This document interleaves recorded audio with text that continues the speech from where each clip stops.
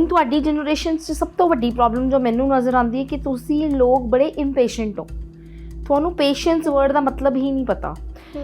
If we take gadgets from you, like for 2-3 minute ਵਾਸਤੇ ਵੀ light ਚਲੀ ਜਾਵੇ, ਟੀਵੀ ਬੰਦ ਹੋ ਜਾਵੇ, ਇੰਟਰਨੈਟ ਦਾ ਕਨੈਕਸ਼ਨ ਕੱਟਿਆ ਜਾਵੇ, ਤੁਹਾਡੇ ਆਈਪੈਡਸ ਤੁਹਾਡੇ ਕੋਲ ਨਾ ਹੋਣ, ਤੁਸੀਂ 10 ਮਿੰਟ 'ਚ ਡਿਕਲੇਅਰ ਕਰ ਦਿੰਦੇ ਹੋ ਕਿ ਅਸੀਂ ਤਾਂ ਬੋਰ ਹੋ ਗਏ। This is where you lack patience. You cannot connect with your own self. ਤੁਸੀਂ ਟੈਕਨੋਲੋਜੀ ਤੇ ਬਹੁਤ ਓਵਰ ਡਿਪੈਂਡੈਂਟ ਹੋ ਗਏ ਹੋ।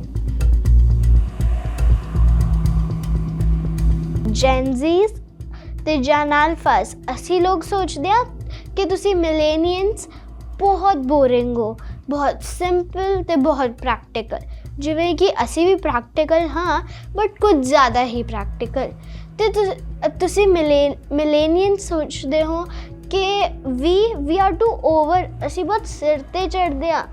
ਤਾਂ I don't think both of them are wrong ਔਰ both of them are right. ਜਿਵੇਂ ਤੁਹਾਡੀ ਜਨਰੇਸ਼ਨ ਹੈ, ਕੀ ਬੈਡ ਕੁਆਲਿਟੀਜ਼ ਪਾ ਰਹੇ ਹੋ ਤੁਸੀਂ? Uses of AI, less creativity. ਹਾਂ, ਬਟ ਇਹਦੇ ਵਿੱਚ ਕੁਆਲਿਟੀ ਕੀ ਬੈਡ ਆ ਗਈ? ਬਟ ਡਿਪੈਂਡੈਂਸੀ ਵੱਧ ਰਹੀ ਹੈ। ਵੈਰੀ ਗੁੱਡ ਇਨਾਇਆ, ਤੁਹਾਡੀ ਡਿਪੈਂਡੈਂਸੀ ਟੈਕਨੋਲੋਜੀ 'ਤੇ ਇੰਨੀ ਕੁ ਜ਼ਿਆਦਾ ਵੱਧ ਰਹੀ ਹੈ ਕਿ ਤੁਸੀਂ ਹਾਰਡ ਵਰਕ ਕਰਨਾ ਭੁੱਲਦੇ ਜਾ ਰਹੇ ਹੋ। ਜਨਰੇਸ਼ਨ ਦਾ ਜਿਹੜਾ ਗੈਪ ਹੈ that changes after every 5 years। ਹਰ 5 ਸਾਲ ਬਾਅਦ ਤੁਸੀਂ ਨਵੀਂ ਐਵੋਲਿਊਸ਼ਨ ਦੇਖਦੇ ਹੋ ਪਰਸਨੈਲਿਟੀਜ਼ ਦੇ ਵਿੱਚ, ਪੈਰੈਂਟਿੰਗ ਦੇ ਵਿੱਚ, ਬਿਹੇਵੀਅਰਸ ਦੇ ਵਿੱਚ। ਉਹਦੇ ਵਿੱਚ ਕੁਝ ਵੀ ਸਹੀ ਜਾਂ ਗਲਤ ਨਹੀਂ ਹੁੰਦਾ ਗਾ। ਇਫ ਯੂ ਆਰ ਸੇਇੰਗ ਕਿ ਤੁਸੀਂ ਬਹੁਤ ਫਾਸਟ ਪੇਸਡ ਲਾਈਫ ਦੇ ਵਿੱਚ ਹੋ, ਤੁਹਾਡੀ ਇਹਦੇ 'ਚ ਕੋਈ ਗਲਤੀ ਨਹੀਂ ਹੈ, ਬਿਕੋਜ਼ ਤੁਸੀਂ ਪੈਦਾ ਹੀ ਉਸ ਜ਼ਮਾਨੇ ਦੇ ਵਿੱਚ ਹੋਏ ਹੋ ਜਿੱਥੇ ਲਾਈਫ ਬਹੁਤ ਹੀ ਫਾਸਟ ਸੀਗੀ। AI ਦੇ ਯੂਜ਼ ਨੂੰ ਇੱਦਾਂ ਬਲੈਂਡ ਕਰੋ ਕਿ ਉਹ ਤੁਹਾਡੀ ਕ੍ਰੀਏਟੀਵਿਟੀ ਨੂੰ ਕਿਲ ਨਾ ਕਰੇ, ਤੁਹਾਡੇ ਥਾਟ ਪ੍ਰੋਸੈਸ ਨੂੰ ਕਿਲ ਨਾ ਕਰੇ, ਬੇਸ ਬਣਾ ਦੇ, ਪਰ ਉਹਦੇ ਉੱਤੇ ਕਿਲਾ ਖੁਦ ਹੈਲਪਿੰਗ ਟੂਲ ਹੋਣਾ ਚਾਹੀਦਾ ਹੈਗਾ। It should be a helping tool to you and not a replacement to your own creativity.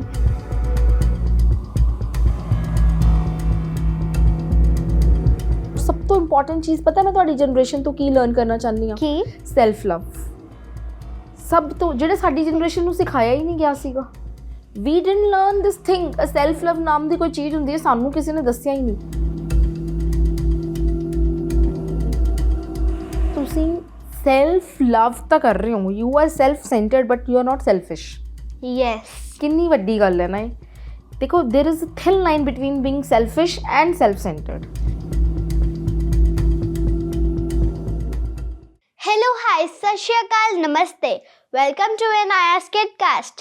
2 generations एक podcast, millenniums versus Gen alphas. ਤਾਂ ਅੱਜ ਦਾ podcast who is right and who is wrong ਇਹਦੇ ਬਾਰੇ ਨਹੀਂ ਹੈ, ਬਟ 2 ਜਨਰੇਸ਼ਨਸ ਦੇ ਬਾਰੇ ਸੁਲ੍ਹਾ ਕਰਵਾਉਣ ਲਈ ਹੈ। Yes, this is not an argument, this is just a podcast between 2 generations। ਤੇ ਉਹ ਮਿਲੇਨੀਅਨ होने जा रहे हैं one of the most important persons of my life, my mother। Hello mama, how are you? Hello Inaya, thank you for having me as your guest on your podcast।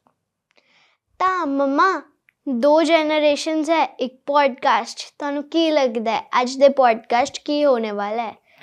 ਅੱਜ ਦੇ podcast expression ਹੋਣ ਵਾਲਾ ਹੈ। ਬਹੁਤ ਸਾਰੀਆਂ ਗੱਲਾਂ ਜੋ ਅਣਕਹੀਆਂ ਨੇ ਉਹ ਹੋਣ ਵਾਲੀਆਂ ਨੇ। ਬਹੁਤ ਸਾਰੇ ਇੱਦਾਂ ਦੇ ਟੌਪਿਕਸ ਬਾਰੇ ਗੱਲ ਕਰਾਂਗੇ, ਪਰਸਪੈਕਟਿਵਸ ਬਾਰੇ ਗੱਲ ਕਰਾਂਗੇ, ਜਿੱਥੇ ਤੁਸੀਂ ਸ਼ਾਇਦ ਸਾਨੂੰ ਗਲਤ ਸਮਝਦੇ ਹੋ ਅਤੇ ਅਸੀਂ ਸ਼ਾਇਦ ਤੁਹਾਨੂੰ ਰੋਂਗ ਸਮਝਦੇ ਹੈਗੇ ਹਾਂ। ਬਟ ਜਨਰੇਸ਼ਨ ਗੈਪ ਕਦੇ ਵੀ ਸਹੀ ਜਾਂ ਗਲਤ ਬਾਰੇ ਨਹੀਂ ਹੁੰਦਾ, ਚੀਜ਼ਾਂ ਨੂੰ ਅਡੈਪਟ ਕਰਨ ਬਾਰੇ ਹੁੰਦਾ ਹੈ। ਅਤੇ ਅੱਜ ਆਪਾਂ ਬਹੁਤ ਸਾਰੀ ਇੱਦਾਂ ਦੀਆਂ ਗੱਲਾਂ ਕਰਨਾ ਚਾਹਾਂਗੇ ਇੱਕ ਦੂਜੇ ਦੇ ਨਜ਼ਰੀਏ ਨੂੰ ਸਮਝਣ ਵਾਸਤੇ। ਤਾਂ ਮੰਮਾ, ਜਿਵੇਂ ਕਿ ਜੈਨਜ਼ੀਸ ਤੇ ਜਨ ਆਲਫਾਸ, ਅਸੀਂ ਲੋਕ ਸੋਚਦੇ ਆ ਕਿ ਤੁਸੀਂ ਮਿਲੇਨੀਅਨਸ ਬਹੁਤ ਬੋਰਿੰਗ ਹੋ, ਬਹੁਤ ਸਿੰਪਲ ਤੇ ਬਹੁਤ ਪ੍ਰੈਕਟੀਕਲ। ਜਿਵੇਂ ਕਿ ਅਸੀਂ ਵੀ ਪ੍ਰੈਕਟੀਕਲ ਹਾਂ, ਬਟ ਕੁਝ ਜ਼ਿਆਦਾ ਹੀ ਪ੍ਰੈਕਟੀਕਲ। ਤੇ ਤੁਸੀਂ ਮਿਲੇਨੀਅਨ ਸੋਚਦੇ ਹੋ ਕਿ ਵੀ ਆਰ ਟੂ ਓਵਰ, ਅਸੀਂ ਬਹੁਤ ਸਿਰ 'ਤੇ ਚੜ੍ਹਦੇ ਹਾਂ। ਤਾਂ I don't think both of them are wrong or both of them are right. I just think that we need to, the both generations have to just talk between them. Actually, you're right, Inaya. ਜਦੋਂ ਵੀ ਕੋਈ generation gap ਕਿਸੇ 'ਚ ਆਉਂਦਾ ਹੈ, ਹੁਣ ਤੁਸੀਂ ਕਹਿ ਰਹੇ ਹੋ ਕਿ ਅਸੀਂ ਮਿਲੇਨੀਅਲਸ ਹਾਂ, ਤੁਸੀਂ ਜੈਨ ਜ਼ੀ ਜਾਂ ਅਲਫਾ ਹੋ, ਜਿਹੜੀਆਂ ਸਾਡੇ ਤੋਂ ਪਹਿਲੇ ਦੀਆਂ ਜਨਰੇਸ਼ਨ ਸੀ, ਸਾਡੇ ਪੈਰੈਂਟਸ ਸੀ। ਜਨਰੇਸ਼ਨ ਦਾ ਜਿਹੜਾ ਗੈਪ ਹੈ that changes after every 5 years। ਹਰ 5 ਸਾਲ ਬਾਅਦ ਤੁਸੀਂ ਨਵੀਂ ਐਵੋਲਿਊਸ਼ਨ ਦੇਖਦੇ ਹੋ ਪਰਸਨੈਲਿਟੀਜ਼ ਦੇ ਵਿੱਚ, ਪੈਰੈਂਟਿੰਗ ਦੇ ਵਿੱਚ, ਬਿਹੇਵੀਅਰਸ ਦੇ ਵਿੱਚ। ਉਹਦੇ ਵਿੱਚ ਕੁਝ ਵੀ ਸਹੀ ਜਾਂ ਗਲਤ ਨਹੀਂ ਹੁੰਦਾ ਗਾ। ਇਫ ਯੂ ਆਰ ਸੇਇੰਗ ਕਿ ਤੁਸੀਂ ਬਹੁਤ ਫਾਸਟ ਪੇਸਡ ਲਾਈਫ ਦੇ ਵਿੱਚ ਹੋ, ਤੁਹਾਡੀ ਇਹਦੇ 'ਚ ਕੋਈ ਗਲਤੀ ਨਹੀਂ ਹੈ, ਬਿਕੋਜ਼ ਤੁਸੀਂ ਪੈਦਾ ਹੀ ਉਸ ਜ਼ਮਾਨੇ ਦੇ ਵਿੱਚ ਹੋਏ ਹੋ ਜਿੱਥੇ ਲਾਈਫ ਬਹੁਤ ਹੀ ਫਾਸਟ ਸੀਗੀ, ਜਿੱਥੇ ਤੁਹਾਨੂੰ ਐਕਸਪੋਜ਼ਰ ਹੀ ਨਹੀਂ ਹੈ ਕਿ ਸਲੋ ਪੇਸ਼ੈਂਟ ਲਾਈਫ ਕਿੱਦਾਂ ਦੀ ਸੀਗੀ, ਤਾਂ ਤੁਸੀਂ ਗਲਤ ਕਿੱਦਾਂ ਹੋਗੇ। ਜਦੋਂ ਤੁਹਾਨੂੰ ਇੱਕ ਚੀਜ਼, ਜਿਹੜੀ এনवायरमेंट ਦੇ ਵਿੱਚ ਤੁਸੀਂ ਪੈਦਾ ਹੋਏ, ਤੁਸੀਂ ਗਰੋ ਅਪ ਹੋ ਰਹੇ ਹੋ, ਤੁਸੀਂ ਵਿਟਨੈਸ ਕਰ ਰਹੇ ਹੋ ਜਿਹੜੀਆਂ ਚੀਜ਼ਾਂ, ਤੁਹਾਡੇ ਲਈ ਤਾਂ ਉਹੀ ਸੱਚ ਹੈ ਨਾ। ਬਲੈਂਡ ਤਾਂ ਸਾਨੂੰ ਕਰਨ ਦੀ ਜ਼ਰੂਰਤ ਹੈ। ਤੇ ਤੁਸੀਂ ਕਿਵੇਂ ਸਹੀ ਹੋਏ ਮੰਮਾ? ਕਿਉਂਕਿ ਤੁਸੀਂ ਤਾਂ ਬੋਰਨ ਹੀ ਇੰਨੀ ਸਲੋ ਪੇਸ਼ੈਂਟ ਐਂਡ ਕਿੰਨੀ ਸਿੰਪਲ ਲਾਈਫ ਵਿੱਚ ਹੋਏ ਹੋ। ਤੁਸੀਂ ਸਾਡੇ ਲਾਈਫ ਐਰਾ ਨੂੰ ਅਡੈਪਟ ਕਰਨ ਲਈ ਤੁਹਾਨੂੰ ਟਾਈਮ ਤਾਂ ਚਾਹੀਦਾ ਹੈ। ਬਿਲਕੁਲ ਟਾਈਮ ਚਾਹੀਦਾ ਹੈ, ਬਟ ਵਿਲਿੰਗਨੈਸ ਉਸ ਤੋਂ ਵੀ ਜ਼ਿਆਦਾ ਚਾਹੀਦੀ ਹੈ। ਸੋ ਅਗਰ ਸਾਡੇ ਪੈਰੈਂਟਸ ਜੋ ਸਾਡੇ ਤੋਂ ਵੀ ਪਹਿਲਾਂ ਪੈਦਾ ਹੋਏ, ਉਹ ਸਾਡੇ ਲਾਈਫ ਦੇ ਵਿੱਚ ਐਡਜਸਟ ਹੋ ਗਏ, ਤੇ ਇਨਫੈਕਟ ਹੁਣ ਤੁਹਾਡੀ ਲਾਈਫ 'ਚ ਵੀ ਐਡਜਸਟ ਹੋ ਰਹੇ ਹੈ। I am talking about your grandpa, ਨਾਨਾ ਨਾਨੀ, ਦਾਦਾ ਦਾਦੀ, ਉਹ ਲੋਕ ਵੀ ਤਾਂ ਤੁਹਾਡੇ ਨਾਲ ਐਡਜਸਟ ਕਰ ਰਹੇ ਆ ਨਾ, ਬਿਕੋਜ਼ ਵਿਲਿੰਗਨੈਸ ਹੈਗੀ ਹੈ। ਬਟ ਹੁਣ ਇੰਪੋਰਟੈਂਟ ਗੱਲ ਇੱਥੇ ਆ ਜਾਂਦੀ ਹੈ ਵੀ ਕਿਹੜੀਆਂ ਚੀਜ਼ਾਂ ਨੇ ਜਿਹਦੇ 'ਤੇ ਤੁਸੀਂ ਐਡਜਸਟ ਕਰਨਾ ਹੈ ਤੇ ਕਿਹੜੀਆਂ ਚੀਜ਼ਾਂ 'ਤੇ ਨਹੀਂ ਕਰਨਾ ਹੈ। ਜਿਵੇਂ ਹੁਣ ਜੇ ਕੋਈ ਮਿਲੇਨੀਅਨ ਬਲਾਈਂਡਲੀ ਟਰਸਟ ਕਰੇ ਜੈਨ ਆਲਫਾ ਨੂੰ, ਜੈਨ ਆਲਫਾ ਦਾ ਉਹ ਸਾਰੀ ਚੀਜ਼ਾਂ ਨਾਲ ਉਹਨਾਂ ਨੂੰ ਐਡਜਸਟ ਕਰਵਾਏ। ਬਿਲਕੁਲ। ਪਰ ਜੇ ਇੱਕ ਮਿਲੇਨੀਅਨ ਨੇ ਬਲਾਈਂਡਲੀ ਟਰਸਟ ਕਰਵਾਤਾ ਇੱਕ ਜੈਨ ਜ਼ੀ ਨੂੰ, ਤਾਂ ਉਹ ਜੈਨ ਜ਼ੀ ਨੇ ਤਾਂ ਆਪਣੇ ਸਾਰੇ ਸ਼ੌਂਕ ਸਭ ਕੁਝ ਖਤਮ ਹੀ ਕਰ ਦੇਣਾ। ਬਿਲਕੁਲ ਇਨਾਇਆ, ਅਗਰ ਆਪਾਂ ਸਾਇੰਟੀਫਿਕ ਤਰੀਕੇ ਵੀ ਸੋਚੀਏ ਨਾ, ਤੇ ਜਿਹੜੀ ਐਵੋਲਿਊਸ਼ਨ ਹੈ ਨਾ, ਉਹ ਚੇਂਜ ਦੀ ਵਜ੍ਹਾ ਨਾਲ ਆਉਂਦੀ ਹੈ। ਸੋ ਡਾਰਵਿਨ ਦੀ ਥਿਊਰੀ ਵੀ ਕਹਿੰਦੀ ਹੈ ਕਿ ਸਰਵਾਈਵਲ ਆਫ ਦਾ ਫਿਟੈਸਟ। ਉਹਦੇ ਲਈ ਵੀ ਤੁਹਾਨੂੰ ਕੀ ਕਰਨਾ ਪੈਂਦਾ ਹੈ ਕਿ ਜਿਹੜੀ ਵੀ ਚੀਜ਼ এনवायरमेंट ਦੇ ਨਾਲ ਅਡੈਪਟ ਕਰਕੇ ਆਪਣੇ ਆਪ ਦੇ ਵਿੱਚ ਚੇਂਜਸ ਲੈ ਆਊਗੀ, ਉਹ ਸਰਵਾਈਵ ਕਰ ਜਾਊਗੀ। ਬਟ ਜੇ ਜ਼ਿਆਦਾ ਰਿਜਿਡਿਟੀ ਹੈ ਨਾ, ਉਹ ਕਿਸੇ ਵੀ ਚੀਜ਼ 'ਚ ਚੰਗੀ ਨਹੀਂ ਹੁੰਦੀ। ਬਟ ਇਹਦਾ ਮਤਲਬ ਇਹ ਨਹੀਂ ਹੈ ਕਿ ਅਸੀਂ ਆਪਣੀ ਬੇਸਿਕ ਵੈਲਿਊਜ਼ ਨੂੰ ਗਿਵ ਅਪ ਕਰ ਦਈਏ। ਹੁਣ ਤੁਹਾਡੀ ਜਨਰੇਸ਼ਨ 'ਚ ਸਭ ਤੋਂ ਵੱਡੀ ਪ੍ਰੋਬਲਮ ਜੋ ਮੈਨੂੰ ਨਜ਼ਰ ਆਉਂਦੀ ਹੈ ਕਿ ਤੁਸੀਂ ਲੋਕ ਬੜੇ ਇੰਪੇਸ਼ੈਂਟ ਹੋ। ਤੁਹਾਨੂੰ ਪੇਸ਼ੈਂਸ ਵਰਡ ਦਾ ਮਤਲਬ ਹੀ ਨਹੀਂ ਪਤਾ। If we take gadgets from you, like for 2-3 minute ਵਾਸਤੇ ਵੀ ਲਾਈਟ ਚਲੀ ਜਾਵੇ, ਟੀਵੀ ਬੰਦ ਹੋ ਜਾਵੇ, ਇੰਟਰਨੈਟ ਦਾ ਕਨੈਕਸ਼ਨ ਕੱਟਿਆ ਜਾਵੇ, ਤੁਹਾਡੇ ਆਈਪੈਡਸ ਤੁਹਾਡੇ ਕੋਲ ਨਾ ਹੋਣ, ਤੁਸੀਂ 10 ਮਿੰਟ 'ਚ ਡਿਕਲੇਅਰ ਕਰ ਦਿੰਦੇ ਹੋ ਕਿ ਅਸੀਂ ਤਾਂ ਬੋਰ ਹੋ ਗਏ। This is where you lack patience. You cannot connect with your own self. ਤੁਸੀਂ ਟੈਕਨੋਲੋਜੀ ਤੇ ਬਹੁਤ ਓਵਰ ਡਿਪੈਂਡੈਂਟ ਹੋ ਗਏ ਹੋ। ਜਦ ਕਿ ਸਾਡੀ ਜਨਰੇਸ਼ਨ ਨੇ ਉਹ ਵਾਲਾ ਟਾਈਮ ਵੀ ਦੇਖਿਆ ਕਿ ਕਈ ਵਾਰੀ 22 ਘੰਟੇ ਲਾਈਟ ਦਾ ਕੱਟ ਹੁੰਦਾ ਸੀਗਾ, ਤੇ ਟੀਵੀ ਨਹੀਂ ਚੱਲਦੇ ਸੀਗੇ। We had different ways to entertain ourselves.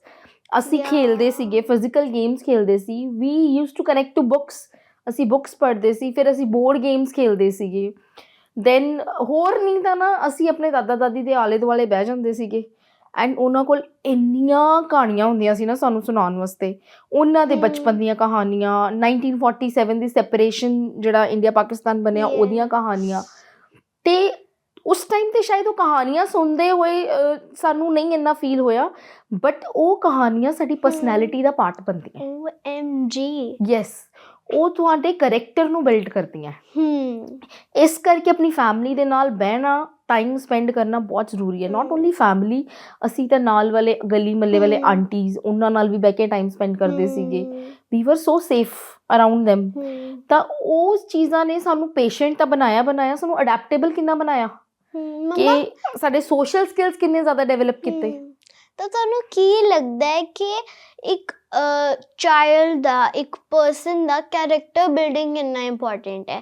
ਜਿਵੇਂ ਹੁਣ ਜੇ ਅਸੀਂ ਆਪਣੀ ਕੈਰੈਕਟਰ ਬਿਲਡਿੰਗ YouTube ਜਾਂ ਫਿਰ ਇੰਸਟਾਗ੍ਰਾਮ ਸਾਰਿਆਂ ਨੂੰ ਦੇਖ ਕੇ ਕਰੀਏ, then we won't be that special, that one person। ਜਿਵੇਂ ਜੇ ਹੁਣ ਮੈਂ ਹੈਗੀ ਆ, ਮੈਂ ਆਪਣਾ ਟੈਲੈਂਟ ਨਾ ਸ਼ੋ ਕਰਦੀ ਪੋਡਕਾਸਟਿੰਗ ਲਈ, ਮੈਂ ਇਨਾਇਆ ਕੌਰ ਕਦੇ ਬਣ ਹੀ ਨਹੀਂ ਪਾਣਾ ਸੀ। ਬਿਲਕੁਲ ਇਨਾਇਆ, ਕਰੈਕਟਰ ਬਿਲਡਿੰਗ ਜਿਹੜੀ ਹੁੰਦੀ ਹੈ ਨਾ, ਜਿਵੇਂ ਕਹਿੰਦੇ ਨਾ Rome is not build in overnight ਜਾਂ 1 day, ਹੈ ਨਾ, ਉਵੇਂ ਕਰੈਕਟਰ ਬਿਲਡਿੰਗ ਕੋਈ ਓਵਰਨਾਈਟ ਨਹੀਂ ਹੁੰਦੀ, ਇਹ ਕੋਈ ਲੈਸਨ ਨਹੀਂ ਹੈ ਜਿਹੜਾ ਤੁਸੀਂ ਜਾ ਕੇ ਲੈ ਲਓਗੇ, ਕੋਈ ਕਲਾਸ ਨਹੀਂ ਹੈ ਜਿਹੜੀ ਤੁਸੀਂ ਲੈ ਲਓਗੇ। ਕਰੈਕਟਰ ਬਿਲਡਿੰਗ ਜਿਹੜੀ ਹੈ ਕਿਸੇ ਵੀ ਇਨਸਾਨ ਦੀ ਉਹਦੇ ਪੈਦਾ ਹੋਣ ਦੇ ਦਿਨ ਤੋਂ ਸ਼ੁਰੂ ਹੋ ਜਾਂਦੀ ਹੈ। ਪਹਿਲਾਂ ਉਹਦੇ ਲੈਸਨਸ ਮਿਲਦੇ ਆ, ਆਖਰੀ ਸਾਹ ਬਿਲਕੁਲ ਤੁਹਾਡੀ ਪਰਸਨੈਲਿਟੀ, ਤੁਹਾਡਾ ਕਰੈਕਟਰ ਐਵੋਲੂਸ਼ਨ ਐਵਰੀ ਮੋਡ ਤੇ ਹੁੰਦਾ ਰਹਿੰਦਾ ਹੈ, ਪਹਿਲੇ ਸਾਹ ਤੋਂ ਲੈ ਕੇ ਆਖਰੀ ਸਾਹ ਤੱਕ ਕਰੈਕਟਰ ਬਿਲਕੁਲ। ਉਹਦੇ ਵਿੱਚ ਜਿਹੜੇ ਰੋਲਸ ਹੈ ਨਾ ਉਹ ਡਿਫਰੈਂਟ ਆਈਕਨਸ ਪਲੇ ਕਰਦੇ ਆ ਤੁਹਾਡੀ ਲਾਈਫ ਦੇ ਵਿੱਚ।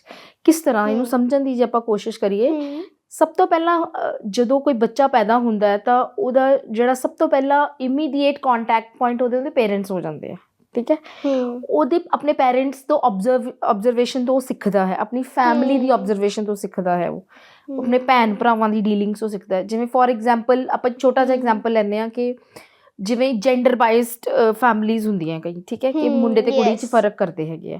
ਹੁਣ ਜਿਹੜਾ ਕੋਈ ਬੱਚਾ ਪੈਦਾ ਹੋਇਆ ਹੈ ਉਹਨੇ ਮੁੰਡੇ ਤੇ ਕੁੜੀ 'ਚ ਫਰਕ ਉਹਨੂੰ ਨਹੀਂ ਪਤਾ, ਉਹਨੇ ਕਿੱਥੋਂ ਸਿੱਖਣਾ ਹੈ? ਉਹ ਪੇਰੈਂਟਸ ਆਪਣੇ ਆਲੇ ਦੁਆਲੇ ਤੋਂ ਸਿੱਖਣਾ ਹੈ ਕਿ ਉਹਦੀ ਫੈਮਿਲੀ 'ਚ ਇੱਦਾਂ ਦਾ ਕੁਛ ਹੋ ਰਿਹਾ ਹੈ ਕਿ ਉਹਦੀ ਭੈਣ ਦੇ ਨਾਲ ਤੇ ਉਹਦੇ ਵਿਚਕਾਰ ਕੋਈ ਡਿਫਰੈਂਸ ਹੈ, ਤਾਂ ਉਹਦੀ ਲਰਨਿੰਗ ਕਰਵ ਵੀ ਉੱਦਾਂ ਬਣ ਗਈ। ਫੈਮਿਲੀ ਤੋਂ ਬਾਅਦ ਫਿਰ ਤੁਹਾਡਾ ਇਮੀਡੀਏਟ এনवायरमेंट ਵੀ ਆ ਜਾਂਦਾ ਹੈਗਾ, ਤੁਹਾਡਾ ਗਲੀ ਮੁਹੱਲਾ, ਤੁਹਾਡਾ ਸੁਸਾਇਟੀ ਕਿੱਦਾਂ ਦੀ ਹੈ, ਤੁਸੀਂ ਆਸੇ-ਪਾਸੇ ਲੋਕਾਂ ਨਾਲ ਕਿੱਦਾਂ ਵਿਚਰ ਰਹੇ ਹੋ, ਉਹ ਤੁਹਾਡੇ ਅੰਦਰ ਕੀ ਕੁਆਲਿਟੀਜ਼ ਇਨਪੁਟ ਕਰ ਰਿਹਾ। ਫਿਰ ਤੁਹਾਡਾ ਸਕੂਲ ਕਿੰਨਾ ਜ਼ਿਆਦਾ ਇੰਪੋਰਟੈਂਟ ਰੋਲ ਪਲੇ ਕਰਦਾ ਹੈ, ਤੁਹਾਡੇ ਟੀਚਰਸ, ਤੁਹਾਡੇ ਇਨਮੇਟਸ, ਤੁਹਾਡੇ ਕੀ ਕਹਿੰਦੇ ਨੇ ਜਿਹੜੇ ਤੁਸੀਂ ਜਿਨ੍ਹਾਂ ਦੇ ਨਾਲ ਆਪਣੇ ਕਲਾਸਮੇਟਸ ਦੇ ਨਾਲ ਤੁਸੀਂ ਪੜ੍ਹਨਾ ਲਿਖਣਾ ਹੈ, ਇਹ ਸਾਰੀਆਂ ਚੀਜ਼ਾਂ ਹੀ ਮਿਲ ਕੇ ਇੱਕ ਇਨਸਾਨ ਨੂੰ ਬਣਾਉਂਦੀਆਂ ਨੇ। ਅਤੇ ਉਹਦੇ ਵਿੱਚ ਹੀ ਫਿਰ ਤੁਹਾਡੀ ਅਡੈਪਟੇਬਿਲਿਟੀ ਕਿੰਨੀ ਜ਼ਿਆਦਾ ਹੈ ਕਿ ਤੁਸੀਂ ਇੱਕ এনवायरमेंट ਤੋਂ ਨਿਕਲ ਕੇ ਦੂਜੇ এনवायरमेंट 'ਚ ਜੇ ਫਿੱਟ ਬੈਠੇ ਹੋ ਤਾਂ ਉੱਥੇ ਤੁਸੀਂ ਕਿੰਨੀ ਜਲਦੀ ਆਪਦੇ ਆਪ ਨੂੰ ਢਾਲ ਲੈਂਦੇ ਹੋ, ਠੀਕ ਹੈ। ਤੁਹਾਡੇ ਵਾਲੀ ਜਨਰੇਸ਼ਨ ਦੇ ਵਿੱਚ ਇਹ ਥੋੜ੍ਹੀ ਜਿਹੀ ਕਮੀ ਕਿਤੇ ਨਾ ਕਿਤੇ ਨਜ਼ਰ ਆਉਂਦੀ ਹੈ ਕਿਉਂਕਿ ਤੁਸੀਂ ਫਲੈਕਸੀਬਲ ਘੱਟ ਹੋ। ਵਾਈ? ਬਿਕੋਜ਼ ਤੁਹਾਨੂੰ ਮਾਹੌਲ ਹੀ ਉੱਦਾਂ ਦਾ ਮਿਲਿਆ, ਕਿਉਂਕਿ ਸਾਰੀਆਂ ਚੀਜ਼ਾਂ ਕਸਟਮਾਈਜ਼ਡ ਮਿਲੀਆਂ ਨਾ ਤੁਹਾਨੂੰ। ਕਸਟਮਾਈਜ਼ੇਸ਼ਨ ਦਾ ਵਰਡ ਬਣ ਗਿਆ ਤੁਹਾਡਾ, ਹਰ ਚੀਜ਼ਾਂ ਤੁਸੀਂ ਈਵਨ ਮੈਕਡੋਨਲਡ 'ਤੇ ਆਰਡਰ ਵੀ ਕਰਨ ਜਾਂਦੇ ਹੋ ਤਾਂ ਐਵਰੀਥਿੰਗ ਇਜ਼ ਸੋ ਕਸਟਮਾਈਜ਼ਡ ਕਿ ਮਿਓਨੀ ਚਾਹੀਦੀ ਹੈ ਕਿ ਨਹੀਂ, ਐਕਸਟਰਾ ਚੀਜ਼ ਚਾਹੀਦਾ ਕਿ ਨਹੀਂ ਚਾਹੀਦਾ, ਤੁਹਾਨੂੰ ਐਡਜਸਟ ਹੀ ਨਹੀਂ ਕਰਨਾ ਆਉਂਦਾ। ਇਹਦੇ ਤੁਹਾਨੂੰ ਕਿਹੜਾ ਕੋਈ ਇੱਕ ਬਣੀ ਬਣਾਈ ਚੀਜ਼ ਮਿਲ ਗਈ ਅਤੇ ਉਹੀ ਤੁਹਾਨੂੰ ਲੈਣੀ, ਤੁਹਾਡੇ ਕੋਲ ਤਾਂ ਆਪਸ਼ਨਸ ਆ ਗਈਆਂ ਵੀ ਆਹ ਚੀਜ਼ ਤੁਸੀਂ ਆਪਣੀ ਲਾਈਫ 'ਚ ਐਲੀਮੀਨੇਟ ਕਰ ਸਕਦੇ ਹੋ, ਆਹ ਰੱਖ ਸਕਦੇ ਹੋ। ਜਿਵੇਂ ਸਾਡੀ ਲਾਈਫ ਇੱਕ ਸਬਵੇ ਦੇ ਆਰਡਰ ਤਰ੍ਹਾਂ ਹੈ, ਹੈਲਪੀਨੋਸ ਚਾਹੀਦੇ ਹੈ ਜਾਂ ਨਹੀਂ, ਬਿਲਕੁਲ ਤੰਦੂਰੀ ਮੇਓ ਚਾਹੀਦੀ ਹੈ ਜਾਂ ਪੈਪਰ ਮੇ, ਬਿਲਕੁਲ। ਅਤੇ ਸਾਡੀ ਲਾਈਫ ਇੱਕ ਢਾਬੇ ਦੇ ਮੈਨਿਊ ਤਰ੍ਹਾਂ ਸੀਗੀ ਕਿ ਜੋ ਅਵੇਲੇਬਲ ਹੈਗਾ ਉਹੀ ਖਾਣਾ ਪੈਣਾ ਹੈ। ਦਾਲ ਵਿੱਚ ਪਿਆਜ਼ ਹੈ ਤਾਂ ਖਾਣੇ ਪੈਣੇ ਹੈ, ਬਟ ਉਹਦੇ ਨਾਲ ਸਾਡੀ ਲਾਈਫ ਇਨਹੈਂਸ ਵੀ ਤਾਂ ਬਹੁਤ ਹੋਈ ਨਾ। ਅਸੀਂ ਲਰਨ ਕਰਨਾ ਸਿੱਖਿਆ, ਐਡਜਸਟ ਕਰਨਾ ਸਿੱਖਿਆ ਚੀਜ਼ਾਂ ਦੇ ਨਾਲ। ਅਡੈਪਟੇਬਿਲਿਟੀ ਅਤੇ ਐਡਜਸਟੇਬਿਲਿਟੀ ਕਿੰਨੀ ਇੰਪੋਰਟੈਂਟ ਹੈ? ਬਹੁਤ ਜ਼ਿਆਦਾ ਇੰਪੋਰਟੈਂਟ ਹੈ ਨਾ, ਬਿਕੋਜ਼ ਅਗਰ ਅਸੀਂ ਐਡਜਸਟੇਬਲ, ਦੇਖੋ ਇਹ ਵੀ ਇੱਕ ਨਾ ਬਹੁਤ ਥਿਨ ਲਾਈਨ ਹੈ ਕਿ ਅਸੀਂ ਇੰਨੇ ਵੀ ਨਹੀਂ ਐਡਜਸਟੇਬਲ ਅਤੇ ਅਡੈਪਟੇਬਲ ਹੋਣਾ ਕਿ ਕੋਈ ਸਾਡੀ ਪਰਸਨੈਲਿਟੀ ਨੂੰ ਚੇਂਜ ਕਰ ਦੇ। ਉਹ ਵੀ ਰੋਂਗ ਹੈ ਨਾ, ਉਹ ਤਾਂ ਫਿਰ ਸਾਡੇ ਲਈ ਸਰਵਾਈਵਲ ਹੀ ਔਖਾ ਹੋ ਜਾਊਗਾ।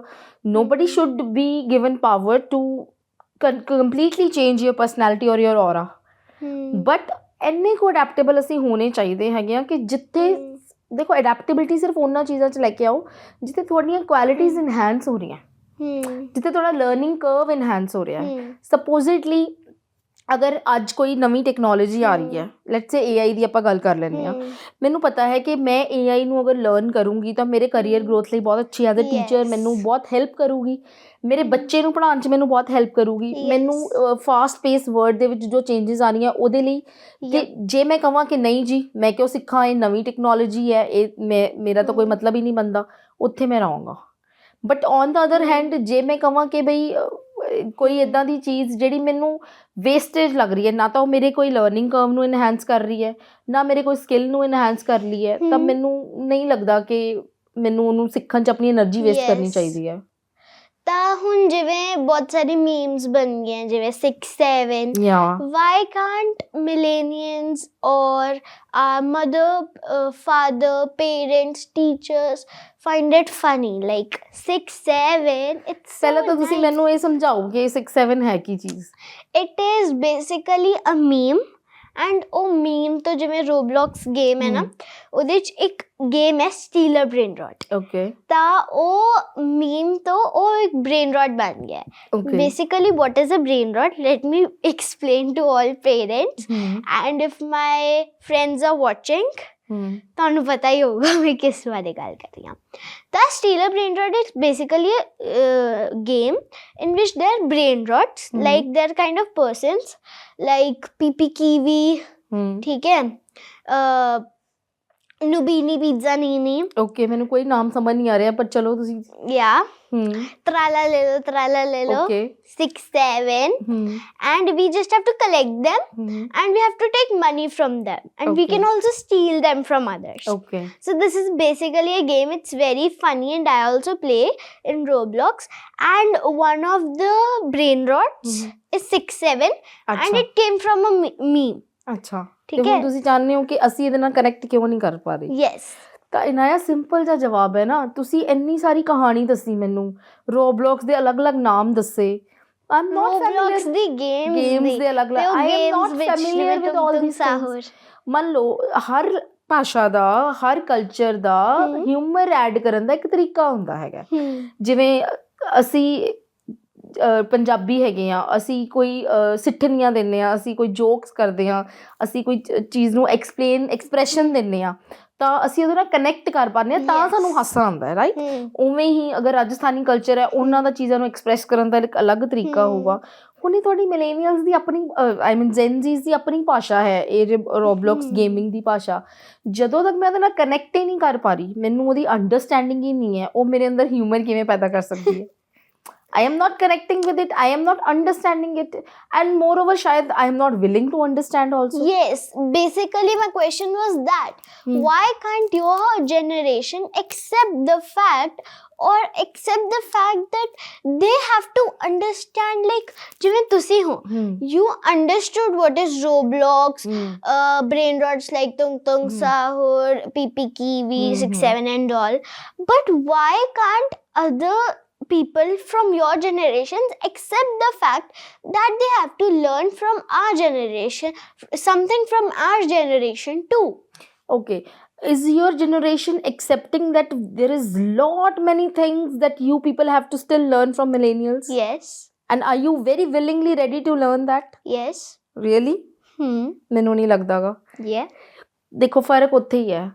ਐਕਸੈਪਟੈਂਸ ਮੈਂ ਤੁਹਾਨੂੰ ਪਹਿਲਾਂ ਵੀ ਦੱਸਿਆ ਨਾ, ਅਸੀਂ ਉਸ ਚੀਜ਼ ਦੀ ਲਵਾਂਗੇ ਜੋ ਸਾਨੂੰ ਕੋਈ ਫਾਇਦਾ ਦੇ ਰਹੀ ਹੈ, ਜੋ ਸਾਡੇ ਕੋਈ ਲਰਨਿੰਗ ਕਰਵ ਨੂੰ ਇਨਹਾਂਸ ਕਰ ਰਹੀ ਹੈ, ਜਾਂ ਸਾਡੇ ਕਰੀਅਰ ਪਾਥ ਦੇ ਵਿੱਚ ਸਾਨੂੰ ਕੋਈ ਹੈਲਪ ਕਰ ਰਹੀ ਹੈ, ਜਾਂ ਸਾਡੀ ਡੇ ਟੂ ਡੇ ਲਾਈਫ ਨੂੰ ਈਜ਼ੀ ਬਣਾਉਣ ਦੇ ਵਿੱਚ ਸਾਡੀ ਕੋਈ ਹੈਲਪ ਕਰ ਰਹੀ ਹੈ। ਅਸੀਂ ਉਸ ਹਰ ਚੀਜ਼ ਨੂੰ ਮਿਲੇਨੀਅਲਸ ਨੇ ਐਕਸੈਪਟ ਕਰ ਲਿਆ। ਈਜ਼ੀ ਤਾਂ ਬਣਾ ਰਹੀ ਹੈ, ਜਿਵੇਂ ਕੋਈ ਰੋਬਲੌਕਸ ਸਾਡਾ ਈਜ਼ੀ ਕਿਵੇਂ ਬਣਾ ਰਿਹਾ ਸਾਡਾ ਕੰਮ। ਜਿਵੇਂ ਕੋਈ ਬੱਚਾ 6, 7 ਬੋਲ ਰਿਹਾ ਹੈ, ਠੀਕ ਹੈ, ਬੇਸਿਕਲੀ ਵਾਈ ਵੀ ਟੀਚਰਸ ਦੇ ਸਾਹਮਣੇ ਅਸੀਂ 6, 7 ਕਿਉਂ ਬੋਲਦੇ ਆ? ਸੌਰੀ ਮੈਂ ਫਰੈਂਡਸ ਮੈਂ ਪੂਰਾ ਚਿੱਠਾ ਖੋਲ ਰਹੀ ਹਾਂ, because we want to trouble us, because ਤੁਹਾਨੂੰ ਵੀ ਪਤਾ ਹੈ ਕਿਉਂ ਕੋਈ ਬੰਦਾ ਤੁਹਾਨੂੰ ਟਰਬਲ ਕਿਉਂ ਕਰਦਾ, ਤਾਂ ਕਿ ਤੁਹਾਨੂੰ ਹੁੰਦੇ ਹੋਏ ਦੇਖੇ ਟਰਬਲ। ਜੇ ਤੁਸੀਂ ਵੀ ਬੋਲੋ ਹਾਂ ਯੈਸ 6, 7, ਤਾਂ ਬੱਚੇ as students will be like what ma'am understood us, they will not even do it. ਇਹ ਤੁਹਾਡੀ ਐਕਸਪੈਕਟੇਸ਼ਨ ਹੈ ਨਾ, ਮੈਮ ਨੂੰ ਤਾਂ ਬੋਦਰ ਹੀ ਨਹੀਂ ਕਰ ਰਿਹਾ 6, 7, ਕਿਉਂਕਿ ਮੈਮ ਨੂੰ ਮਤਲਬ ਨਹੀਂ ਸਮਝ ਆ ਰਿਹਾ, ਮੈਮ ਤੇ ਕੋਈ ਅਸਰ ਨਹੀਂ ਹੋ ਰਿਹਾ ਤੁਹਾਡੇ। ਬੋਦਰ ਪਤਾ ਕੀ ਕਰ ਰਿਹਾ, ਤੁਸੀਂ ਕਲਾਸ ਨੂੰ ਡਿਸਟਰਬ ਕਰ ਰਹੇ ਹੋ, ਤਾਂ ਕਰਕੇ ਉਹਨੂੰ ਫਰਕ ਪੈ ਰਿਹਾ। ਮੈਮ ਨੂੰ ਥੋੜਾ ਸਮਝ ਆ ਰਿਹਾ ਕਿ ਤੁਸੀਂ 6, 7 ਪੂਰੀ ਕਲਾਸ ਹੀ ਕਰ ਰਹੇ ਹੋ। ਤਾਂ ਫਿਰ ਇਹੀ ਚੀਜ਼ ਨੂੰ ਹੈ ਨਾ, ਇਹਨਾਂ ਹੈ ਕਿ ਐਕਸੈਪਟ ਕਰਨਾ ਤਾਂ ਸਹੀ ਹੈ ਨਾ, ਕਿ ਜੇ ਉਹ ਕੋਈ ਮੈਮ ਨੂੰ ਫਾਇਦਾ ਦੇ ਰਹੀ ਹੋਵੇ ਚੀਜ਼, ਕੋਈ ਫਾਇਦਾ ਨਹੀਂ ਦੇ ਰਹੀ ਹੈ ਮੈਮ ਨੂੰ ਉਹ ਚੀਜ਼। ਲਰਨ ਕਰਨ ਵਾਲੀਆਂ ਚੀਜ਼ਾਂ ਹੋਰ ਬਹੁਤ ਨੇ ਤੁਹਾਡੇ ਜੈਨਜ਼ੀ ਤੋਂ। ਤੁਸੀਂ ਕਿੰਨੇ ਅਡੈਪਟੇਬਲ ਹੋ, ਤੁਸੀਂ ਕਿੰਨੀ ਚੀਜ਼ਾਂ, ਤੁਹਾਨੂੰ ਕੋਈ ਇੱਕ ਗੈਜਟ ਦਿੱਤਾ ਜਾਵੇ, ਤੁਸੀਂ ਅੱਧੇ ਪੌਣੇ ਘੰਟੇ 'ਚ ਉਹਨੂੰ ਇੰਨਾ ਈਜ਼ੀਲੀ ਲਰਨ ਕਰ ਲੈਂਦੇ ਹੋ। ਤੁਹਾਡੇ ਤੋਂ ਆਹ ਚੀਜ਼ਾਂ ਲਰਨ ਕਰਨ ਵਾਲੀਆਂ ਨੇ। You are multi talented people. ਤੁਸੀਂ ਇੱਕ ਚੀਜ਼ ਨੂੰ ਨਹੀਂ ਕਰਨਾ ਚਾਹੁੰਦੇ। ਔਰ ਸਭ ਤੋਂ ਇੰਪੋਰਟੈਂਟ ਚੀਜ਼ ਪਤਾ ਮੈਂ ਤੁਹਾਡੀ ਜਨਰੇਸ਼ਨ ਤੋਂ ਕੀ ਲਰਨ ਕਰਨਾ ਚਾਹੁੰਦੀ ਹਾਂ? ਕੀ?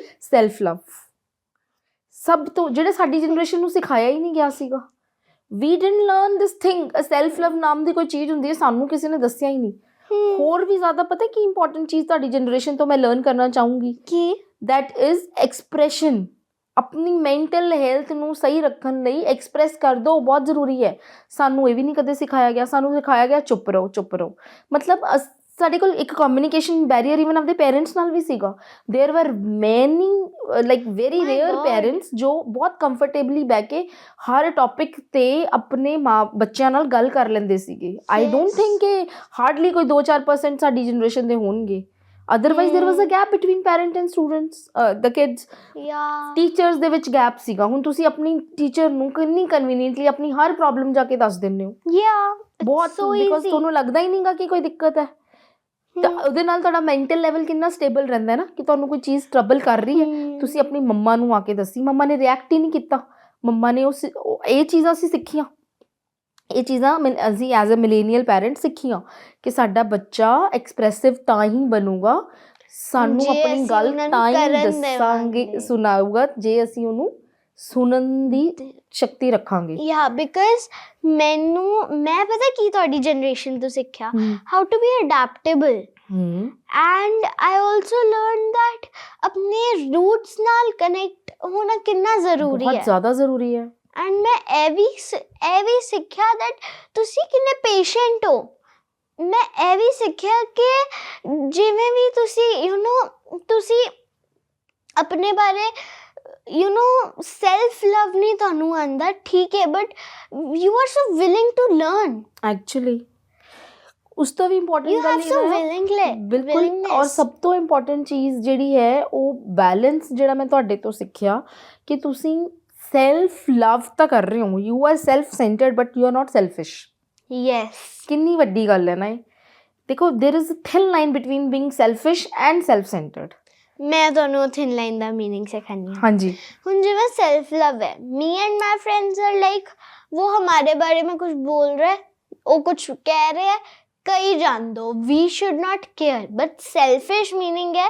Suppose my friend suppose her name is Trishtha and yeah my friend's name is Trishta and she is like hurt there are two self love means अपने आप को प्यार करना selfish means ਬਿਲਕੁਲ दूसरों को harm ਪਹੁੰਚਾਉਣਾ ਬਿਲਕੁਲ ਸਹੀ ਨਾਇਆ ਬਹੁਤ ਬਿਊਟੀਫੁਲ ਗੱਲ ਤੁਸੀਂ ਕਹੀ ਹੈ ਸੈਲਫ ਲਵ ਜਿਵੇਂ ਦਾ ਉਹ ਮਤਲਬ hurt ਹੈ ਹੈ। ਕਿ ਆਪਣੇ ਆਪ ਨੂੰ ਪਿਆਰ ਕਰੋ ਪਰ ਕਿਸੇ ਨੂੰ ਹਰਟ ਨਾ ਕਰੋ ਤਾਂ ਉਹ ਸੈਲਫਿਸ਼ I ਦਾ will ਮਤਲਬ ਹੈ help ਕਿ her. ਆਪਣੇ ਚੰਗੇ ਲਈ ਆਪਣੇ ਕੰਮ ਕੱਢਣ ਲਈ ਤੁਸੀਂ ਕਿਸੇ ਨੂੰ ਹਰਟ ਕਰਨ ਦੀ ਹੱਦ ਤੱਕ ਜਾਂਦੇ ਹੋ ਬਟ ਤੁਹਾਡੀ ਜਨਰੇਸ਼ਨ ਬਿਲਕੁਲ ਵੀ ਸੈਲਫਿਸ਼ ਨਹੀਂ ਹੈ ਤੁਸੀਂ ਸੈਲਫ ਲਵ 'ਚ ਬਿਲੀਵ ਕਰਦੇ ਹੋ ਤੁਸੀਂ ਸੈਲਫ ਸੈਂਟਰਡ ਹੋ ਔਰ ਇਹ ਬੜੀ ਖੂਬਸੂਰਤ ਗੱਲ ਹੈ ਕਿਉਂਕਿ ਇਹ ਸਭ ਤੋਂ ਇੰਪੋਰਟੈਂਟ ਗੱਲ ਹੈ ਨਾ ਕਿ ਤੁਸੀਂ ਜਦੋਂ ਤੁਸੀਂ ਆਪਣੇ ਆਪ ਨੂੰ ਪਿਆਰ ਕਰਦੇ ਹੋ ਨਾ yes ਆਪਣੇ ਸਰਾਊਂਡਿੰਗਸ ਨੂੰ ਖੁਸ਼ ਰੱਖ ਸਕਦੇ ਹੋ ਤੁਸੀਂ ਔਰ ਤੁਸੀਂ ਆਪਣੇ ਆਪ ਨੂੰ ਡਿਵੈਲਪ ਵੀ ਕਰ ਸਕਦੇ ਹੋ ਇਵੋਲਵ ਕਰ ਸਕਦੇ ਹੋ ਕਿਉਂਕਿ ਮੈਨੂੰ ਲੱਗਿਆ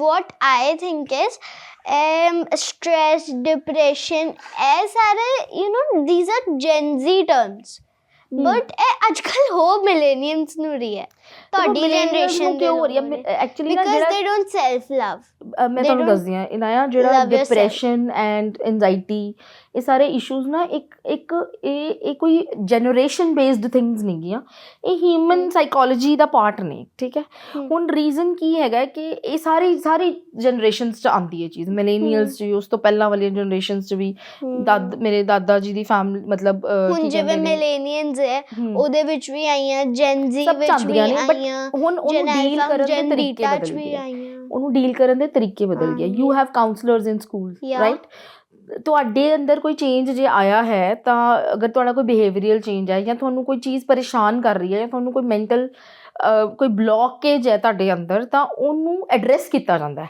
ਟੀਚਰ ਵੱਲੋਂ ਵੀ ਪੈਰੈਂਟਸ ਵੱਲੋਂ ਵੀ ਸਕੂਲ ਵੱਲੋਂ ਵੀ ਕਾਉਂਸਲਰਸ ਵੱਲੋਂ ਵੀ ਠੀਕ ਹੈ ਉਹਨੂੰ ਇੱਕ ਇੰਪੋਰਟੈਂਸ ਦਿੱਤੀ ਜਾਂਦੀ ਹੈ ਕਿ yes this child needs attention ਤਾਂ ਉਹਦੇ ਸਾਡੇ ਜ਼ਮਾਨੇ ਦੇ ਵਿੱਚ ਜ਼ਰੂਰਤ ਹੀ ਨਹੀਂ ਸਮਝੀ ਜਾਂਦੀ ਸੀ ਇਸ ਚੀਜ਼ ਦੀ ਇੰਪੋਰਟੈਂਸ ਹੀ ਨਹੀਂ ਸਮਝੀ ਜਾਂਦੀ ਸੀ ਉਹ ਕਹਿੰਦੇ ਅੱਛਾ ਕੋਈ ਮੈਂਟਲ ਲੈਵਲ ਨਹੀਂ ਹੈਗਾ ਤੁਹਾਡਾ ਖਰਾਬ ਜਾਓ ਜਾ ਕੇ ਖੇਡਿਆਓ ਥੋੜੀ ਦੇਰ ਬਾਹਰ ਜਾਓ ਜਾ ਕੇ ਆ ਕਰ ਲਓ ਬਸ ਵੀ ਵਰ ਨਾਟ ਐਡਰੈਸਡ ਪ੍ਰੋਪਰਲੀ ਇਹ ਇੱਕ ਸਭ ਤੋਂ ਇੰਪੋਰਟੈਂਟ ਫੈਕਟਰ ਜਿਹੜਾ ਮੈਨੂੰ ਨਜ਼ਰ ਆਇਆ ਹੈ ਕਿ ਅੱਜ ਕੱਲ੍ਹ ਦੇ ਵਿੱਚ ਜਿਵੇਂ ਜੈਂਟਲ ਪੈਰੈਂਟਿੰਗ ਦੀ ਆਪਾਂ ਗੱਲ ਕਰਦੇ ਹਾਂ ਜੈਂਟਲ ਪੈਰੈਂਟਿੰਗ ਦਾ ਮਤਲਬ ਇਹ ਨਹੀਂ ਹੈ ਕਿ ਪੈਰੈਂਟਸ ਫਰੈਂਡਸ ਬਣ ਜਾਣ ਬਿਲਕੁਲ ਵੀ ਇਹਦਾ ਮਤਲਬ ਇਹ ਨਹੀਂ ਹੈ ਕਿ पेरेंट्स ਜਿਹੜੇ ਫਰੈਂਡਸ ਬਣ ਜਾਣ ਪੈਰੈਂਟਸ ਕਿਉਂਕਿ ਜੇ ਪੈਰੈਂਟਸ ਫਰੈਂਡਸ ਬਣ ਗਏ ਨਾ ਤਾਂ ਬੱਚਾ we will be uncontrollable friends ਬਣਨ ਦਾ ਮਤਲਬ ਤਾਂ ਇਹ ਹੋ ਗਿਆ ਨਾ ਕਿ ਦੇਖੋ ਫਰੈਂਡਸ ਨਾਲ ਤੁਸੀਂ ਕਿੱਦਾਂ ਹੁੰਦੇ ਹੋ friends can not guide you friends are of your age, friends ਤੁਹਾਨੂੰ ਸਹੀ ਗਲਤ ਦਾ ਗਾਈਡੈਂਸ ਨਹੀਂ ਦੇ ਸਕਦੇ, ਫਰੈਂਡਸ ਤੁਹਾਨੂੰ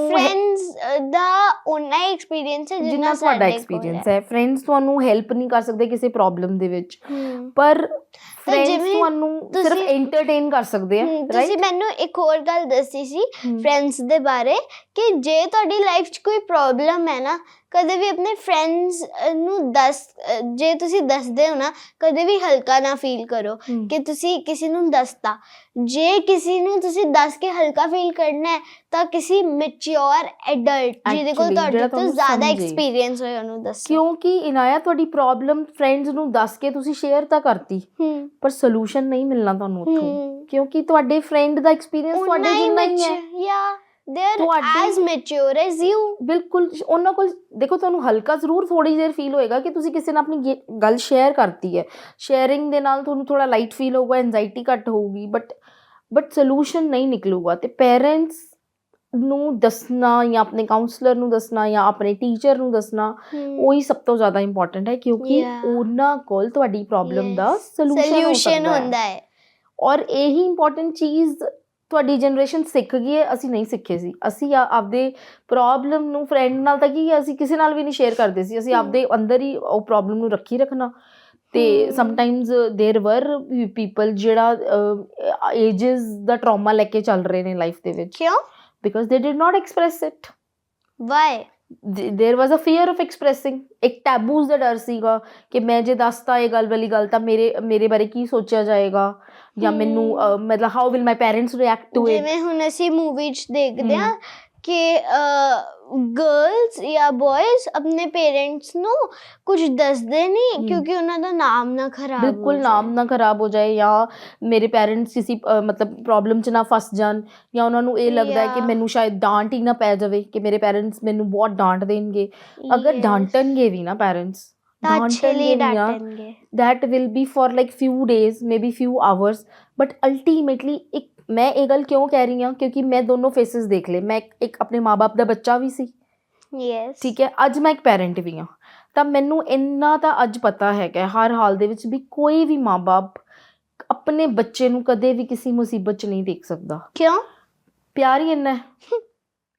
ਜਦੋਂ ਵੀ ਕੋਈ ਪੈਰੈਂਟ ਤੁਹਾਡੇ ਬਾਰੇ ਕੋਈ ਗੱਲ, ਜਦੋਂ ਤੁਸੀਂ ਆਪਣੇ ਪੈਰੈਂਟ ਨੂੰ ਆਪਣੇ ਮੂੰਹ ਤੋਂ ਉਹ ਗੱਲ ਦੱਸ ਦਿੰਦੇ ਹੋ ਨਾ ਕਿ ਮੇਰੇ ਤੋਂ ਇਹ ਗਲਤੀ ਹੋ ਗਈ ਹੈ ਜਾਂ ਮੈਨੂੰ ਇਹ ਪ੍ਰੋਬਲਮ ਹੈਗੀ ਹੈ। ਕਿਉਂਕਿ ਮੈਂ ਇੱਕ ਹੋਰ ਚੀਜ਼ ਦੇਖੀ, ਜੇ ਤੁਹਾਡੇ ਤੋਂ ਕੋਈ ਗਲਤੀ ਹੋਈ ਹੈ ਨਾ, ਜੇ ਤੁਸੀਂ ਆਪਣੇ ਮੂੰਹ ਤੋਂ ਦੱਸਦੇ ਹੋ ਨਾ, that is better than ਕੋਈ ਹੋਰ ਤੁਹਾਨੂੰ ਦੱਸੇ। ਕਿਉਂਕਿ ਜਦੋਂ ਕੋਈ ਹੋਰ ਦੱਸਦਾ ਤੁਹਾਡੇ ਪੇਰੈਂਟਸ ਨੂੰ ਨਾ, they have that anxiety attack। Moreover ਉਹਨਾਂ ਨੂੰ ਲੱਗਦਾ ਹੈ ਨਾ ਕਿ ਸਾਡੇ ਬੱਚੇ ਨੂੰ ਸਾਡੇ ਤੇ ਟਰਸਟ ਹੀ ਟਰਸਟ ਇਸ਼ੂਜ਼ ਹੋ ਜਾਂਦੇ ਆ।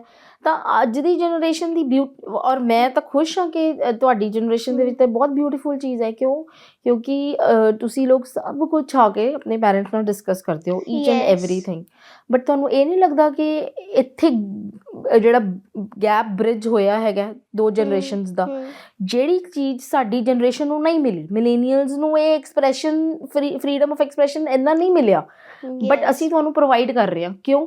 ਕਿਉਂਕਿ ਸਾਨੂੰ ਕਿਤੇ ਨਾ ਕਿਤੇ ਇਸ ਗੱਲ ਦਾ ਅੰਦਾਜ਼ਾ ਸੀ ਕਿ ਜਿਹੜੀ ਚੀਜ਼ ਸਾਨੂੰ ਨਹੀਂ ਮਿਲੀ, ਸਾਡੀ ਆਉਣ ਵਾਲੀ ਜਨਰੇਸ਼ਨ ਨੂੰ ਉਹ ਮਿਲਣੀ ਚਾਹੀਦੀ ਹੈ, ਬਿਕੋਜ਼ ਉਹਦਾ ਟਰਾਮਾ ਕਿਤੇ ਨਾ ਕਿਤੇ ਬਹੁਤ ਜ਼ਿਆਦਾ ਹੁੰਦਾ ਹੈ, ਬਹੁਤ ਜ਼ਿਆਦਾ। ਤਾਂ ਇਸੇ ਕਰਕੇ ਹੀ ਅਸੀਂ ਕਿਤੇ ਨਾ ਕਿਤੇ ਅੱਛਾ ਉਹ ਸਾਡੇ 'ਚ ਪੇਸ਼ੈਂਸ ਤੇ ਅਡੈਪਟੇਬਿਲਿਟੀ ਸੀਗੀ ਜੋ ਸਾਡੀ ਜਨਰੇਸ਼ਨ ਨੇ ਸਿੱਖੀ ਸੀਗੀ, ਉਹਦੀ ਵਜ੍ਹਾ ਕਰਕੇ ਅਸੀਂ ਅਡੈਪਟ ਹੋ ਗਏ ਕਿ ਅਸੀਂ ਤੁਹਾਡੀਆਂ ਚੀਜ਼ਾਂ ਨੂੰ ਐਕਸੈਪਟ ਕਰ ਪਾ ਰਹੇ ਹਾਂ।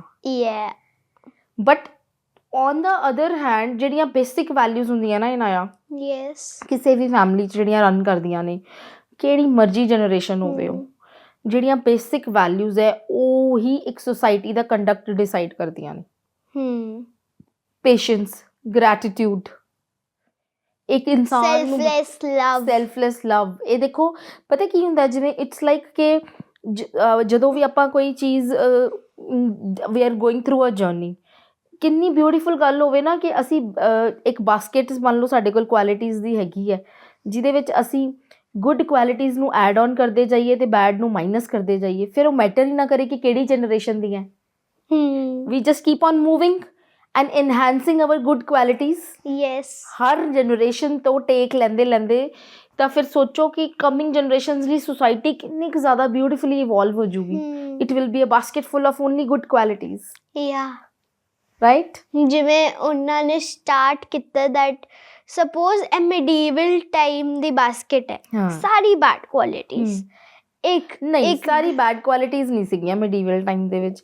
ਸਪੋਜ਼ ਜਦੋਂ ਜਿਵੇਂ ਅੱਧੀਆਂ ਬੈਡ ਅੱਧੀਆਂ ਗੁੱਡ. ਹਾਂਜੀ ਇੱਕ ਨਾ, bad ਜਿਵੇਂ ਜਿਵੇਂ ਆਪਾਂ ਗਈ, ਇੱਕ ਵੱਧਦੇ ਹੋਰ ਜਾਂਦੇ ਆ good ਨਾ, ਆਈ. ਅੱਗੇ ਅੱਗੇ ਵੱਧਦੇ ਜਾਂਦੇ ਆ, ਹਰ ਜਨਰੇਸ਼ਨ ਦੇ ਵਿੱਚ ਕੁਝ ਹੁਣ ਜਿਵੇਂ ਤੁਹਾਡੀ ਜਨਰੇਸ਼ਨ ਹੈ, ਕੀ ਬੈਡ ਕੁਆਲਿਟੀਜ਼ ਪਾ ਰਹੇ ਹੋ ਤੁਸੀਂ? uses of AI, less creativity. ਹਾਂ, ਬਟ ਇਹਦੇ ਵਿੱਚ ਕੁਆਲਿਟੀ ਕੀ ਬੈਡ ਆ ਗਈ? But dependence. ਡਿਪੈਂਡੈਂਸੀ ਵੱਧ ਰਹੀ ਹੈ. ਵੈਰੀ ਗੁੱਡ ਇਨਾਇਆ, ਤੁਹਾਡੀ ਡਿਪੈਂਡੈਂਸੀ ਟੈਕਨੋਲੋਜੀ ਤੇ ਇੰਨੀ ਕੁ ਜ਼ਿਆਦਾ ਵੱਧ ਰਹੀ ਹੈ ਕਿ ਤੁਸੀਂ ਹਾਰਡ ਵਰਕ ਕਰਨਾ ਭੁੱਲਦੇ ਜਾ ਰਹੇ ਹੋ, ਜਦਕਿ ਪੁਰਾਣੀ ਜਨਰੇਸ਼ਨ ਦੇ ਵਰ very hard working. But smart work ਤਾਂ ਸਮਾਰਟ ਵਰਕ ਕਰ ਰਹੇ ਹੋ, ਵੈਰੀ ਗੁੱਡ, ਕਰਨਾ ਵੀ ਚਾਹੀਦਾ ਹੈ, ਬਟ ਜਿਸ ਮੌਕੇ ਤੇ ਕਦੇ ਹਾਰਡ ਵਰਕ ਕਰਨ ਦੀ ਲੋੜ ਪਈ ਨਾ, ਤੁਸੀਂ ਬਹੁਤ ਰਿਲਕਟੈਂਟ ਹੋ ਜਾਂਦੇ ਹੋ. Yeah. ਪੇਸ਼ੈਂਸ ਤਾਂ ਬਿਲਕੁਲ ਹੀ ਨਹੀਂ ਹੈਗੀ ਤੁਹਾਡੇ ਲੋਕਾਂ 'ਚ. Patientless. ਬਿਲਕੁਲ. ਸਮਾਰਟ ਵਰਕ ਕਰੋ, ਤਾਂ ਹੀ ਤਾਂ ਆਪਾਂ ਇਹ ਗੱਲ ਡਿਸਕਸ ਵੀ ਕੀਤੀ ਸੀਗੀ ਕਿ AI ਦੇ ਯੂਜ਼ ਨੂੰ ਇੱਦਾਂ ਬਲੈਂਡ ਕਰੋ ਕਿ ਉਹ ਤੁਹਾਡੀ ਕ੍ਰੀਏਟੀਵਿਟੀ ਨੂੰ ਕਿਲ ਨਾ ਕਰੇ, ਤੁਹਾਡੇ ਥਾਟ ਪ੍ਰੋਸੈਸ ਨੂੰ ਕਿਲ ਨਾ ਕਰੇ. ਬੇਸ ਬਣਾ ਦੇ, ਪਰ ਉਹਦੇ ਉੱਤੇ ਤੁਹਾਡੇ ਲਈ ਖੁਦ ਹੈਲਪਿੰਗ ਬਣਾਓ. ਟੂਲ ਹੋਣਾ ਚਾਹੀਦਾ ਹੈਗਾ. It should be a helping tool to you and not a replacement to your own creativity, on thought process or and your own that zeal to do the things. ਮਤਲਬ ਉਹ ਤੁਹਾਡੀ ਜ਼ਮੀਨ ਹੈ, ਉਹਦੇ ਉੱਤੇ ਘਰ ਆਪੇ ਬਣਾਉਣਾ. ਬਿਲਕੁਲ. ਔਰ ਕਿੱਦਾਂ ਦਾ ਘਰ ਬਣਾਉਣਾ ਹੈਗਾ? ਜਾਂ ਆਪਾਂ ਕਿਹਾ ਸੀਗਾ ਕਿ ਉਹ ਇੱਕ ਜੀਨੀ ਹੈ ਜਿਹੜੀ ਤੁਹਾਡੀ ਹਰ ਵਿਸ਼ ਪੂਰੀ ਕਰ ਸਕਦਾ ਹੈ, ਬਟ ਕਿਸ ਤਰ੍ਹਾਂ ਦੀਆਂ ਵਿਸ਼ੇਸ ਪੂਰੀਆਂ ਕਰਾਉਣੀਆਂ ਨੇ?